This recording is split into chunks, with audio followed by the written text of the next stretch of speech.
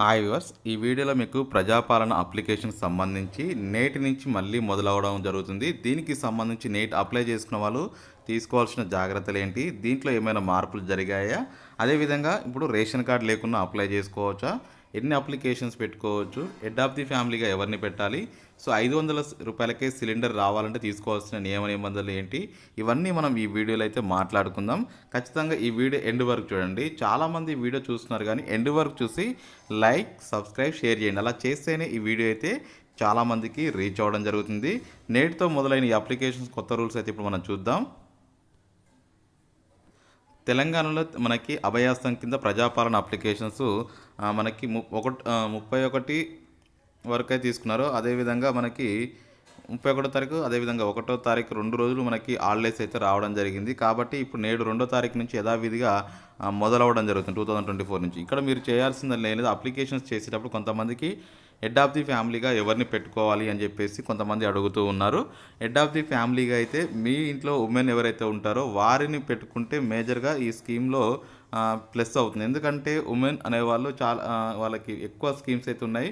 2500 rupees కావచ్చు, అదేవిధంగా current సంబంధించిన 100 యూనిట్లలో 200 యూనిట్ల గురించి కావచ్చు, లేకపోతే 500 రూపాయలకి గ్యాస్ సిలిండర్ గురించి కావచ్చు, ఫ్రీ బస్ టికెట్ గురించి కావచ్చు. ఈ స్కీమ్స్ అన్నీ మహిళలకే ఉన్నాయి. కాబట్టి అందుకనే దృష్టిలో పెట్టుకొని నేను హెడ్ ఆఫ్ ది ఫ్యామిలీ మహిళా పేరు, ఫస్ట్ మహిళా పేరు రాయాల్సి ఉంటుంది. తర్వాత ఇక్కడ మీకు స్త్రీ అయితే స్త్రీ అని క్లిక్ చేయండి. అక్కడ వాళ్ళు దరఖాస్తుదారు ఇక్కడ ఎవరైతే పేరు రాసావో వాళ్ళ యొక్క ఫోటో అతికించాలి. తర్వాత వీళ్ళు ఎస్సీ ఎస్టీ ఏ క్యాస్ట్ అయితే ఆ క్యాస్ట్ క్లిక్ చేయండి. పుట్టిన తేదీ మాత్రం ఫార్మాట్ మాత్రం ఇట్లా మీకు ఏదైనా ఫార్మాట్లో రాయండి. సో ఇక్కడ మీరు పుట్టిన తేదీ నేను ఇట్లా నేను ఇంటూ మార్క్స్ పెట్టి రాస్తున్నాను. సో ఇట్లా మీరు ఫిల్ చేయాల్సి ఉంటుంది. నెక్స్ట్ ఆధార్ నెంబర్ కూడా మీకు ఈ 12 డిజిట్స్ ఉంటాయి. నేను అన్ని ఇంటూ మార్క్స్ పెడుతున్నాను. 12 డిజిట్స్ అయితే మీకు ఏదైతే ఉంటుందో ఆ 12 డిజిట్స్ మీరు ఇక్కడ ఫిల్ చేయాల్సి ఉంటుంది. నెక్స్ట్ మీకు రేషన్ కార్డ్ నెంబర్ కూడా ఇక్కడ ఉంటుంది, దాని మీద మీరు అది కూడా ఫిల్ చేయాలి ఇక్కడ రేషన్ కార్డ్ నెంబర్ దగ్గర. నెక్స్ట్ మొబైల్ నెంబర్ కూడా సేమ్, ఇక్కడ మీ మొబైల్ నెంబర్ ఏదైతే వాడకంలో ఉందో ఆ వాడకంలో ఉన్న మొబైల్ నెంబర్ మాత్రమే ఇక్కడ ఇవ్వడానికి ట్రై చేయండి. ఎందుకంటే మీరు ఇప్పుడు వృత్తి చూస్తే ఏం చేస్తున్నారో అది, మీరు వ్యవసాయం అయితే వ్యవసాయం, అదేవిధంగా ఇంకా ఏదైనా వృత్తి ఉంటే ఆ వృత్తిని ఇక్కడ రాయండి, సరిపోతుంది. నెక్స్ట్ ఇక్కడ అక్కడ దరఖాస్తు దాని పేరు ఏం రాసిన, నేను ఫస్ట్ మహిళ పేరు రాసిన కాబట్టి ఇక్కడ ఫస్ట్ క్రమ సంఖ్య వేసుకోవాలి, ఇట్లా 2, 3, 4. సో ఇక్కడ దరఖాస్తు ఫస్ట్ భార్య పేరు రాసిన కాబట్టి ఇక్కడ మీరు భర్త పేరు రాసుకోవచ్చు, తర్వాత కొడుకు పేరు, తర్వాత కూతురు పేరు ఇట్లా రాసుకోండి. దరఖాస్తు దానికి సంబంధం ఏంటంటే ఈయన భర్త అవుతాడు, ఈమె కొడుకు అవుతాడు, ఈమె కూతురు అవుతుంది. లింగం male female. Date of birth కూడా నేను ఏ ఫార్మాట్లో అంటే చెప్పాను ఇట్లా ఈ ఫార్మాట్లో రాయండి అని. సో అట్లా రాసేసేయండి. తర్వాత ఆధార్ నెంబర్ కూడా మీరు ఇక్కడ పూర్తిగా రాసేయండి. అట్లా అందరికీ కూడా సేమ్గా ఇట్లనే ఇద్దరికి సేమ్ అంతే రాసి రాయండి. ఇంకొకవేళ ఇందులో కూడా ఇంకా వేరే పర్సన్స్ కూడా యాడ్ చేసుకోవాలంటే అత్తమామలు కానీ ఇట్లా వాళ్ళని కూడా యాడ్ చేసుకునే వెసులుబాటు కల్పించడం జరిగింది. నెక్స్ట్ మనకి ఇక్కడ ప్రగతి పదంలో మనకి మేజర్గా చిరునామా అయితే ఇక్కడ రాయాలి. చిరునామా అంటే మీరు ఎక్కడి నుంచి అప్లై చేస్తున్నారు, ఇంటి నెంబర్తో సహా రాయాలి. ఇంటి నెంబర్, వీధి నెంబర్ 2 రాసి గ్రామం, మండలం, జిల్లా నల్గొండ, మీ గ్రామం ఏదైతే ఆ గ్రామం నేమ్ రాయండి. ఇక్కడ సేమ్ ఇక్కడ కూడా వార్డ్ నెంబర్ రాసి, మండలం రాసి, జిల్లా రాయండి. మీరు ఏ జిల్లా అయితే ఆ జిల్లా డీటెయిల్స్ కనుక రాసి సరిపోతుంది. ఇక్కడ మనకి మహాలక్ష్మి పథకం కింద 2500 రూపాయలు ఇస్తామన్నారు. ఇక్కడ చాలామందికి ఏంటంటే బ్యాంక్ అకౌంట్ అడగట్లేరు కదా, మరి మాకు డబ్బులు ఏ విధంగా పడతాయి అని చెప్పేసి చాలామంది డౌట్స్ అయితే అడుగుతున్నారు. బ్యాంక్ అకౌంట్ ఆటోమేటిక్గా మీ డీటెయిల్స్ కొడితేస్తే అందులో ఎవరిదో ఒక ఫ్యామిలీ మెంబర్గా అకౌంట్ ఉంటుంది, బ్యాంక్ అకౌంట్. సో ఆ బ్యాంక్ అకౌంట్ అనేది తీసేసుకోవడం జరుగుతుంది, దానికి అమౌంట్ అయితే వేయడం జరుగుతుంది. అట్లా గుర్తుపెట్టుకోండి. చాలామందికి ఇదే డౌట్ ఉంది, బ్యాంక్ అకౌంట్ ఇవ్వలేదు మాకు ఎలా వస్తుంది అని చెప్పేసి అమౌంట్. నెక్స్ట్ ప్రతి నెల ఇది 2500 కావాలనుకుంటే మాత్రం ఇక్కడ మీరు టిక్ చేసుకోవాల్సి ఉంటుంది. నెక్స్ట్ గ్యాస్ సిలిండర్ కూడా మీరు కావాలనుకుంటే టిక్ చేయండి. కానీ ఇక్కడ ఒక చిన్న లాజిక్ ఉందండి. ఇప్పుడు మనకి రేషన్ కార్డు ఉన్న అప్లై చేయొచ్చా, లేకున్నా అప్లై చేయొచ్చు అంటే ఈ అప్లికేషన్స్ టోటల్ రేషన్ కార్డు లేకుండా అప్లై చేసుకోవచ్చు. రేషన్ కార్డు అనేది సైమల్టేనియస్గా అప్లై చేసుకోండి. దాంతోపాటు 6 గ్యారంటీల ప్రజాపాలన అప్లికేషన్ కూడా ఇచ్చుకోవచ్చు అని చెప్పేసి వాళ్ళు చెప్పడం జరుగుతుంది. 500 రూపాయలకి గ్యాస్ సిలిండర్ రావాలి అనుకున్నప్పుడు ఇక్కడ టిక్ చేసి గ్యాస్ కనెక్షన్ నెంబర్ రాస్తూ మీది హెచ్పి అయితే హెచ్పి, భారత్ గ్యాస్ అయితే భారత్ గ్యాస్ నెంబర్ రాయండి. ఇక్కడ ఎన్ని ఎన్ని సిలిండర్లు వాడుతారో అన్ని సిలిండర్, ఇప్పుడు 6 అయితే 6. ఒకవేళ మీరు కొంతమంది ఏం చేస్తారంటే అది తెలియని ఈ 15 10 అని రాస్తే ఎక్కువ ఇస్తారేమో అని చెప్పి ఆలోచనతోటి అట్లా రాసే అవకాశం ఉంటుంది. అట్లా కాదండి, కేవలం ఎన్ని సిలిండర్ వాడుతారో అన్ని ఇవ్వండి. ఇంకోటి చాలామందికి ఇంకొక డౌట్ ఏంటంటే ఈ 500 రూపాయలకే సిలిండర్ రావాలంటే ఖచ్చితంగా ఇంట్లో ఉమెన్ పేరు మీదనే ఉండాలి గ్యాస్ కనెక్షన్, లేకపోతే రాదా అని చెప్పి అడుగుతున్నారు. ఇంట్లో ఎవరి పేరు మీద ఉన్నా ఏం లేదండి, ఈ స్కీమ్ అయితే ఖచ్చితంగా వర్తింపజేస్తామని చెప్పేసి క్లియర్ కట్గా చెప్పారు. అంటే 500 రూపాయలకి సిలిండర్ రావాలంటే ఉమెన్ పేరు మీదనే మేజర్గా గ్యాస్ కనెక్షన్ ఉండాల్సిన అవసరం లేదు.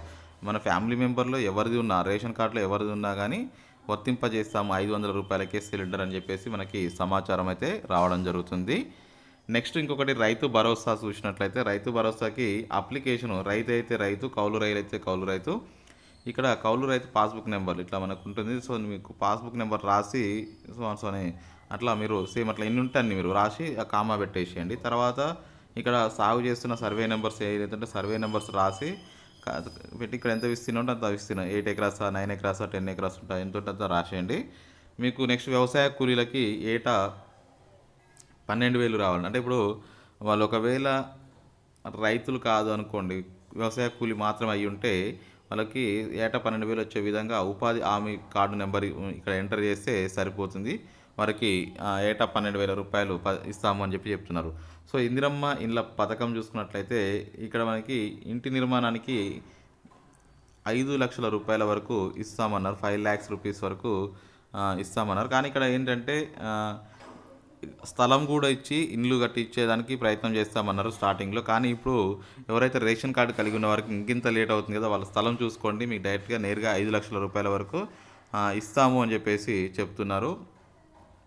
అట్లా ఇవ్వడం వల్ల ఏంటంటే చాలా వరకు యూజ్ అవుతుందని చెప్పేసి ఇప్పుడు ప్రస్తుతం ఉన్న వాళ్ళకైతే స్థలం ఉన్నవారు చూసుకుంటే, తర్వాత స్థల సేకరణ జరిగిన తర్వాత మళ్ళీ అందరికీ ఎవరికైతే లేదో స్థలం వాళ్ళందరికీ ఇస్తూ మళ్ళీ సేమ్ 5 లక్షల రూపాయలు ఇచ్చే అవకాశం అయితే ఉంటుంది. అమరవీరుల కుటుంబానికి 250 గజాలు ఇస్తారు. సో ఒకవేళ మీరు అమరవీరుల కుటుంబం అయింటేనే ఇక్కడ టిక్ చేయండి, చేసి అమరవీరుల పేరు, అయిన సంవత్సరం, FIR number, so certificate number ఇక్కడ రాయండి. తర్వాత తెలంగాణ ఉద్యమంలో పార్టిసిపేట్ చేసి అవును, పార్టిసిపేట్ చేయకపోతే కాదు అంటే ఇంక డీటెయిల్స్ ఫిల్ చేయాల్సిన అవసరం లేదు. అవును అన్నప్పుడు మాత్రమే కింద డీటెయిల్స్ ఫిల్ చేయాలి. దాంట్లో భాగంగా మనకి ఎఫ్ఐఆర్ నమోదైన సంవత్సరం, జైలు పేరు, స్థలం, శిక్ష సంబంధిత వివరాలు ఇవన్నీ మనం ఫిల్ చేయాలి. ఇంకోటి గృహజ్యోతి పథకం కింద కుటుంబానికి 200 యూనిట్ల ఉచిత విద్యుత్ ఇవ్వబోతున్నారు. గృహజ్యోతికి సంబంధించి మీ నెలసరి విద్యుత్ వినియోగం 0 నుంచి 100 నుంచి 200 వాడుతారా, 200 పైన వాడుతారా? సో మనకైతే ఇలా ఏం చెప్పారు, 200 యూనిట్ల లోపు అంటే ఫస్ట్ 2 కాలం చూస్ చేసుకున్న వాళ్ళకి వచ్చే అవకాశం అయితే ఉంటుంది. సో గృహ వినియోగ విద్యుత్ మీటర్ కనెక్షన్ నెంబర్ ఉంటుంది, యూఎస్సీ నెంబర్ కాకుండా మీటర్ కనెక్షన్ నెంబర్ ఉంటుంది. ఆ కనెక్షన్ నెంబర్ మాత్రమే ఇక్కడ రాసేసేయండి, రాస్తే సరిపోతుంది. ఇంకా చేయూత పథకం అనేది కింద 4,000, అదేవిధంగా దివ్యాంగుల పెన్షన్ కింద 6,000 రూపాయలు ఇవ్వడం జరుగుతుంది. సో ప్రస్తుతం పెన్షన్ పొందుతున్న వారు దరఖాస్తు చేయని అవసరం లేదు, ఆల్రెడీ పాత డేటాతోటే ఈ నెల నుంచి వాళ్ళకి 4,000 రూపాయలు అయితే ఇవ్వబోతున్నట్టు సమాచారం రావడం జరుగుతుంది. దివ్యాంగులకి అయి ఉంటే వాళ్ళ యొక్క సదరన్ సర్టిఫికేట్ నెంబర్ ఇక్కడ ఎంటర్ చేయాలి. అదేవిధంగా వృద్ధాప్య ఇతరులు అయితే వీళ్ళకి ఇందులో ఏ విభాగం సంబంధించిన వారైతే ఆ ఒక్క విభాగాన్ని మాత్రమే టిక్ చేయండి. ఇప్పుడు వితంతు అయితే వితంతు, లేదు వృద్ధాప్య అయితే వృద్ధాప్య, ఓన్లీ అట్లా ఏదైతే ఒకదానికే టిక్ చేయాల్సి ఉంటుంది.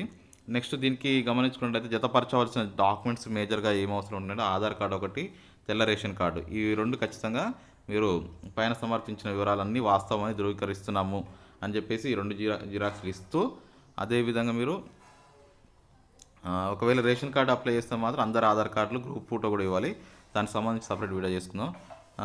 వీళ్ళ యొక్క సంతక సిగ్నేచర్ చేయాలి, అదేవిధంగా పేరు తేదీ రాయాలి. ఒకవేళ వేలిముద్ర అయితే వేలిముద్ర వేసుకోవచ్చు.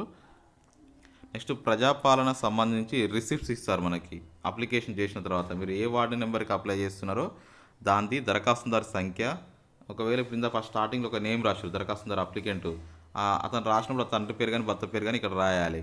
రాస్తే ఇక్కడ మీరు ఏ పథకాలకు అప్లై చేస్తారో ఆ పథకాలన్నీ మీరు టిక్ చేసుకోండి. చేసుకొని తర్వాత ఇక్కడ ఏ గ్రామం నుంచి అప్లై చేస్తున్నారు, ఏ వార్డు, ఏ మండలం, ఏ జిల్లా, ఏ తేదీ ఇవన్నీ రాయాలి.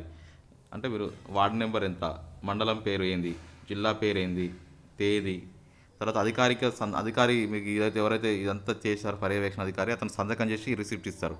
అతని పేరు, అతని హోదా, అతని ముద్ర సంతకం కూడా చేసి ఇవ్వడం జరుగుతుంది. ఇట్లా మనకి ఓవరాల్‌గా తెలంగాణలో 6 గ్యారంటీలకు సంబంధించి ప్రస్తుతం అయితే 5 అప్లికేషన్స్ తీసుకుంటున్నారు ప్రజాపాలనలో.